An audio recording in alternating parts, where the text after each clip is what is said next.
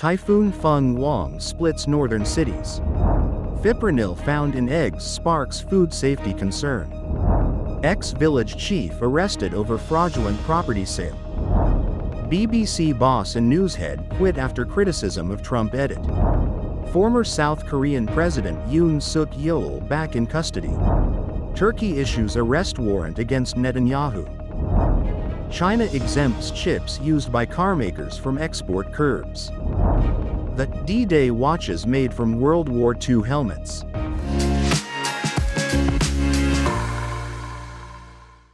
Hello everyone, I'm Oceana. Thank you for joining us on FUNDAY News. It is Tuesday, November 11th, Singles Day, and here are top stories.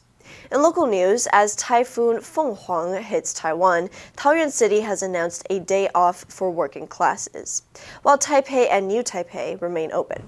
The move breaks the usual joint approach of northern cities.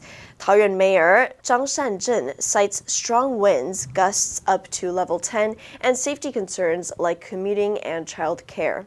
Taipei Mayor Jiang Wan'an says the city will continue coordinating with nearby counties. Fipronil pesticide exceeding safety limits was found in market eggs, raising food safety concerns. According to UDN, KMT lawmaker Wang Yuming criticized the Food and Drug Administration for waiting 6 days to announce the contamination, calling it administrative negligence. KMT legislator Liao Weixiang said the government must prevent food safety issues in advance, not just react afterward.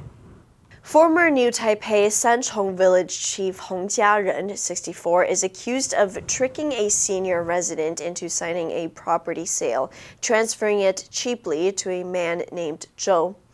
Both were arrested and faced detention. Hong, a 6-term award-winning village chief, holds multiple degrees and taught law at university. And in global news, the head of the BBC and the British broadcaster's top news executive both resigned on Sunday after criticism over how the organization edited a speech by U.S. President Donald Trump. Director General Tim Davie and new CEO Deborah Turness had both decided to leave the corporation. Britain's public broadcaster has been criticized for editing a speech Trump made on January 6, 2021, before protesters attacked the Capitol in Washington. Critics said the way the speech was edited for a BBC documentary last year was misleading and omitted a section where Trump said he wanted supporters to demonstrate peacefully. In a letter to staff, Davie said quitting the job after 5 years was entirely his decision. Overall, the BBC is delivering well, but there have been some mistakes made, and as Director General I have to take ultimate responsibility, he said. Davie added that he was working through exact timings with the board to allow for an orderly transition to a successor over the coming months. Turness served as president of NBC News from 2013 to 2017. And as president of NBC International from 2017 until leaving NBC in 2021. On Monday, South Korea's special prosecutor indicted former President Yoon Yeol on additional charges of abusing power and aiding an enemy state in connection with his short-lived imposition of martial law last year. Yoon attempted to provoke military conflict between South and North Korea in order to justify declaring martial law. A prosecutor's spokesperson said evidence found on a military official's mobile phone included words suggesting potential provocations against North Korea, such as drones and surgical strike. Yoon was removed from office by the Constitutional Court in April and is on trial for insurrection stemming from his failed martial law declaration. If found guilty, he could face the death penalty. Yoon has consistently said he never intended to impose military rule, arguing that he declared martial law to raise the alarm about alleged wrongdoing by opposition parties and to protect democracy from anti-state elements. According to the memo, Yoon, former Defense Minister Kim Yong-yeon, and former military intelligence chief Yeol In-hung planned to provoke a North Korean attack against the South. The trio conspired to heighten tensions in the country as justification for Yoon to declare martial law.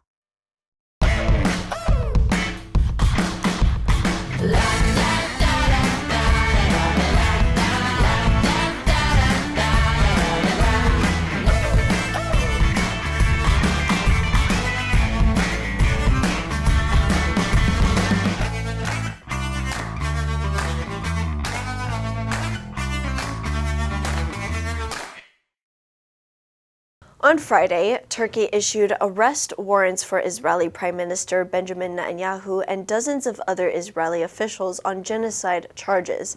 The Istanbul Chief Public Prosecutor's Office said it has issued warrants for 37 people. The warrants also target Israel's Defense Minister Israel Katz, National Security Minister Itamar Ben-Gvir, and Military Chief Yeol, among others.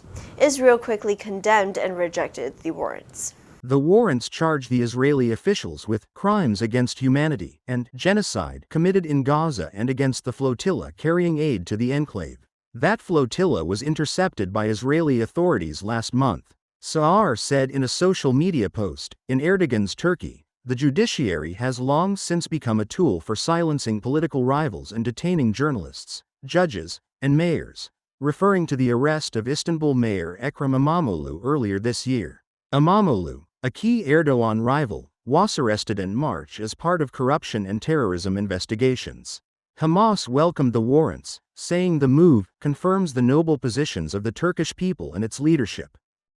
China's Commerce Ministry said on Sunday that it has lifted export controls on computer chips vital to car production. Exemptions have been granted for exports by Chinese-owned Nexperia for civilian use, which should help car makers who had feared production in Europe would be affected. At the same time, China has paused an export ban to the U.S. on certain materials crucial to the semiconductor industry and suspended port fees for American ships. The moves mark an easing of trade tensions between Beijing and Washington after President Xi Jinping and U.S. President Donald Trump agreed in October to reduce tariffs on each other and pause additional measures for a year. In the same month, the Dutch government took control of Nexperia to safeguard Europe's semiconductor supply for cars and other goods. In response, China blocked exports of the company's finished chips. Earlier this month, China said it would begin easing the ban as part of its trade deal with the United States. Although Nexperia is headquartered in the Netherlands, about 70% of its chips produced in Europe are sent to China for completion and then re-exported to other countries. In an age when clocks are everywhere in pockets and on screens, watchmaker Cole & MacArthur offers not just timekeeping but history itself. Known for using unconventional materials such as Pearl Harbor seawater and meteorite moon dust to create horological stories, the brand is now commemorating the D-Day landings with a series of watches incorporating U.S. soldiers' helmets and haversacks, along with sand from the beaches of Normandy. Colin spent 3 years developing a prototype for the Normandy 1944, a luxury watch featuring metal from an M1, the standard issue helmet used by the U.S. Army during World War II. Sourced from a military memorabilia trader in Dallas, the helmet was flattened in a press rather than with a hammer to preserve its original markings and imperfections. The resulting metal sheet was then cut into circles that are incorporated into the dials and inserted into the watch's 43mm cases at the brand's studio in Liège, Belgium. The pieces are produced to order, meaning the number of helmets required depends on how many are sold. The watchmaker is currently accepting orders via a Kickstarter campaign, which had raised over $86,000 at the time of publication. The answer for yesterday was C, slaughtered. Thousands of innocent people were slaughtered during the war. Did you answer correctly? Now let's delve into today's news. Former South Korean President Yoon Yeol back in custody.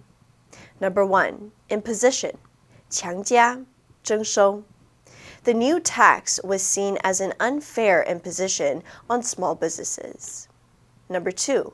Insurrection. 叛乱,暴动. The army quickly suppressed the insurrection in the capital. Number 3, stem from something. 源自,起因于. Her interest in art stems from her childhood experiences. Next, we have a multiple choice question for everyone to practice. Which answer would you choose? You can write your answer in the comment section, and the correct answer will be announced tomorrow.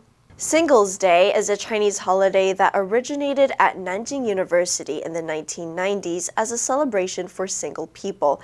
The date corresponds to 4 ones, representing 4 singles. It was originally called Bachelor's Day after 4 male college students chose the date to celebrate being single. The idea spread to other universities and eventually into mainstream culture, evolving into a day enjoyed by both men and women. And that's all for today's FUNDAY News. Be sure to tune into FUNDAY News from Monday to Friday and click the link below to join FUNDAY for free. I'm your host, Oceana, and I'll see you next time.